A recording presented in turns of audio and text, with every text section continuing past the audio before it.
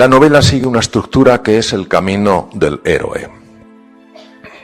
El camino del héroe fue muy estudiado por un grandísimo científico, humanista, Joseph Campbell, norteamericano de Nueva York, y en él se basaron toda la saga, por ejemplo, de la Guerra de las Galaxias.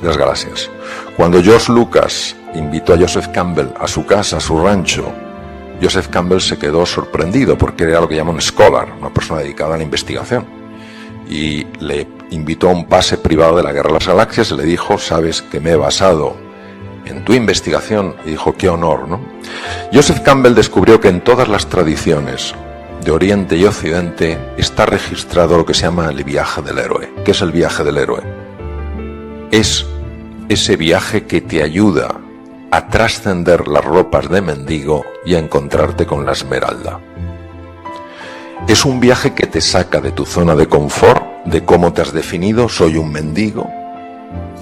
Te introduce en un mundo nuevo, jamás te has planteado que hubiera más de lo aparente, y te permite encontrarte con tu riqueza interior. Por eso en el viaje del héroe, lo mismo que a los 4 protagonistas principales de la novela, les ocurre esto: penetran en su interior siguiendo un viaje exterior, y cuando han completado ese viaje, todo su ser se ha transformado. ¿Por qué he utilizado la mitología? Previo a Joseph Campbell, hubo un científico que os sonará a todos, fue discípulo de Freud, y fue la gran desilusión de Freud, no porque el hombre fuera desilusionante, sino porque no estaba dispuesto a considerar que el ser humano se pudiera comprender exclusivamente, o sobre todo su patología mental, solo desde la sexualidad. Fue Carl Gustav Jung, él era suizo, Freud era austriaco, y Jung estudió mucho el impacto de la mitología en el inconsciente. Todos tenemos lo que se llama personajes dormidos. En las distintas dimensiones del ser humano aparecen cosas muy hermosas y cosas muy feas. Jung le llamó la sombra. Y es muy difícil verlos, es muy difícil reconocerlos. Y cuando, aunque hay personas que te dicen: oye, ¿no te has dado cuenta de esto? Y dices: ¿pero qué va? Eso no es así. Sí, lo está viendo todo el mundo, menos tú. Pues la gente está equivocada. La ventaja de la mitología es que te permite ver ante ti cosas que de otra manera no verías. Ves reflejadas en características de los dioses, de los monstruos, cosas que están sucediendo en tu vida y que no las podrás cambiar hasta que no las reconozcas. Reconocer quiere decir volver a conocer. Claro, yo no puedo cambiar cosas en mi vida si no las veo. Si yo soy una persona que los demás me ven como arrogante, pero yo no me veo así, y alguien me dice: Mario, eres muy arrogante, me va a sentar mal y lo voy a negar porque no lo veo. Pero si alguien me pone un espejo, no un dedo que me señala, y puedo ver la arrogancia en un personaje, inmediatamente va a resonar con la mía y digo: anda, si yo soy como este, en ese momento puedo cambiar. Esa es la razón por la que yo he utilizado la mitología. El ser humano, al menos en mi experiencia, solo tiene un oponente. Nunca es otro ser humano. Es su propio ego. El ego es ceguera. El ego ha causado más muertes y más violencia que todas las guerras juntas. De hecho, todas las guerras surgen en su esencia del ego. Yo tengo razón, tú estás equivocado y no te pienso escuchar. Los personajes mitológicos reflejan perfectamente los sutiles disfraces del ego. Y así podemos ver a Zeus en diferentes dimensiones, el Zeus aparente y el Zeus real. Podemos ver a su mujer Hera con sus distintas dimensiones, a Cigno, a Ares, a todos. Y todos nos ayudan a ver esas dimensiones nuestras, de tal manera que conociéndolas, si queremos, las podamos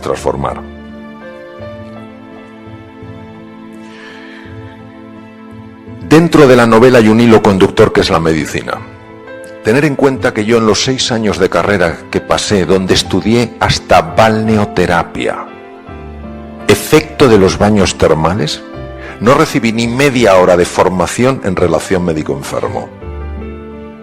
Si tenemos en cuenta los estudios de la Universidad de Harvard, que es la pionera en el mundo en este campo, lleva más de 40 años estudiándolo, entre el 60 y el 80% de las enfermedades que padecemos en el mundo occidental, desde patologías cardiovasculares, diabetes, problemas óseos, problemas tendinosos, cáncer, 1000 cosas, tienen una relación directa con el mundo emocional.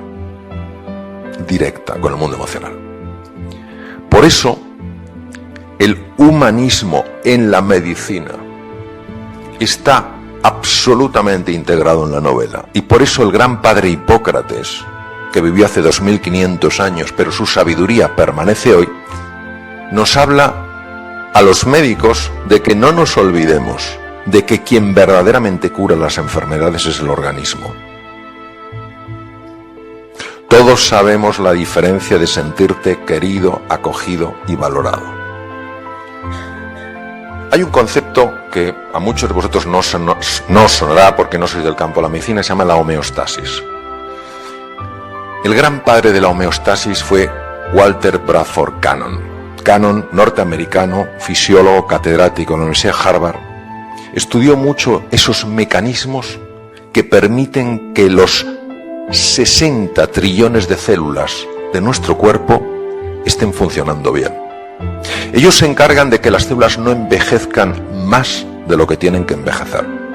Ellos se encargan de que los niveles de azúcar sean los adecuados, de que las células mantengan una comunicación armónica entre ellas.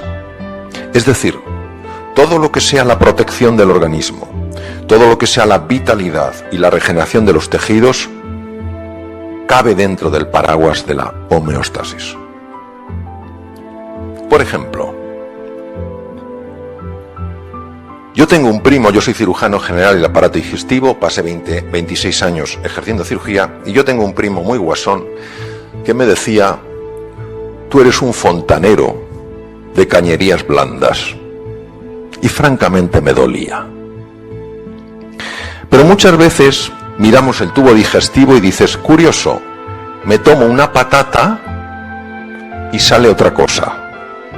Y entre medias lo bueno se ha quedado dentro. ¿Qué os parecería si os dijera que uno de los factores más importantes para la regeneración del tejido cerebral, uno de los factores más importantes para tener una buena memoria, para aprender deprisa, se llama BDNF? BDNF pertenece a una categoría de neurotransmisores llamadas neurotrofinas, descubiertas por Rita Levi Montalcini, que ganó el Premio Nobel de Medicina y Fisiología italiana y murió con 102 años. ¿Qué os parecería si os dijera que una de las fuentes más importantes de BDNF es el tubo digestivo? Que puedes tener problemas de memoria por problemas del tubo digestivo.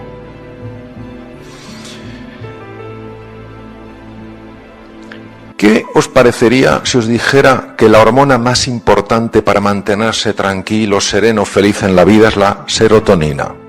Por eso el famoso Prozac, inhibidor de la recaptación de serotonina. ¿Qué os parecería si os dijera que el 90% de la serotonina la fabrica el tubo digestivo? ¿Todos sabéis lo que es la médula espinal? Tiene 100 millones de neuronas. ¿Sabéis cuántas neuronas tiene el tubo digestivo? 500 millones. 5 veces más. Pues bien, cuando una persona se siente tensa, se siente asustada, se siente preocupada y vive así, el sistema de alarma del cuerpo genera daño en distintos lugares y uno de ellos es el tubo digestivo. Con lo cual baja el BDNF, baja la serotonina y baja el sistema inmune, porque el 80% de la función inmune, que nos protege frente a bacterias, virus y tumores, la controla el tubo digestivo.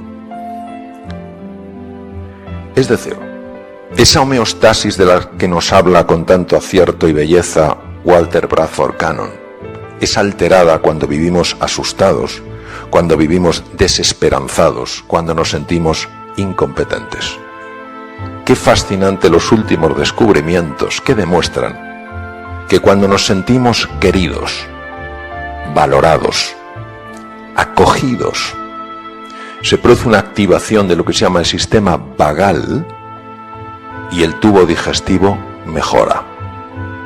Es decir, el ser humano, como dice uno de mis grandes maestros, el profesor Alfonso López Quintás, uno de los grandes de la filosofía y un ser humano ejemplar, el ser humano es un ser de encuentro.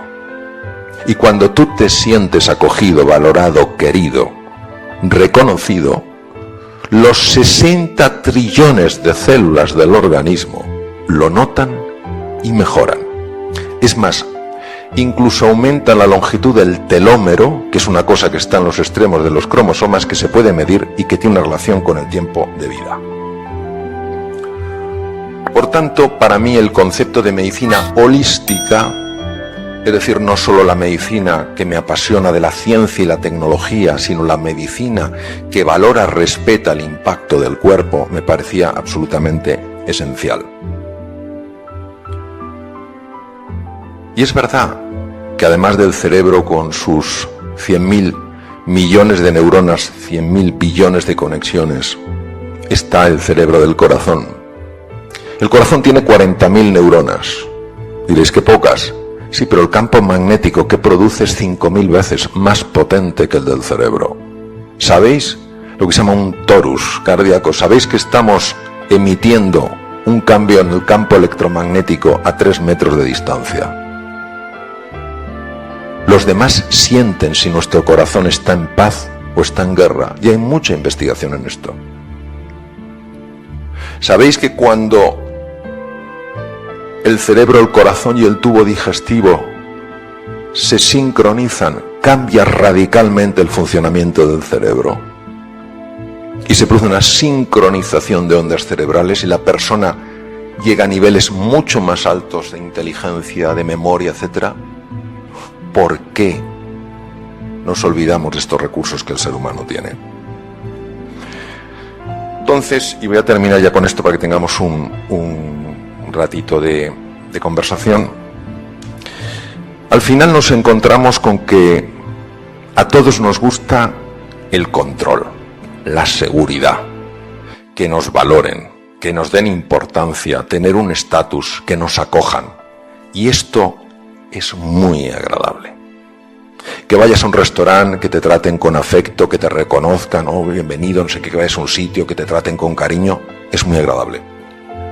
Pero cuando el control, la seguridad, el estatus y el pertenecer se convierten en nuestra obsesión, se transforman en una cárcel. Y cuando no te hacen todo el caso que te gustaría que te hicieran, experimentas una frustración sorprendente. Cuando el mundo se mueve, una angustia insuperable. Cuando no te acogen como te gustaría que te acogieran, una sensación de soledad infranqueable. Y en un mundo como el actual, un mundo buca, volátil, incierto, ambiguo y complejo, ¿entendéis por qué los niveles de ansiedad no paran de subir? Y los de su prima hermana, la depresión. Lo que he pretendido, lo que he buscado, es ayudar a través de lo que escribo a que nos demos cuenta de que es normal que nos guste la seguridad, que es normal que nos guste el estatus, el reconocimiento, la valoración, que es normal que nos guste que nos acojan, pero que no nos podemos quedar ahí. Que el verdadero crecimiento, la verdadera magia, la verdadera evolución de un ser humano es cuando abraza la aventura, cuando ve en la incertidumbre no un peligro sino una oportunidad, cuando se ocupa, no solo se preocupa, sino que se ocupa en crecer por dentro, y cuando en su vida es una prioridad añadir valor a la vida de los demás. Esa contribución, ese levantarte por las mañanas y en lugar de decir a ver quién me ayuda hoy en la vida, te plantees a ver a cuántas personas ayudo yo hoy. Eso es lo que he querido transmitir.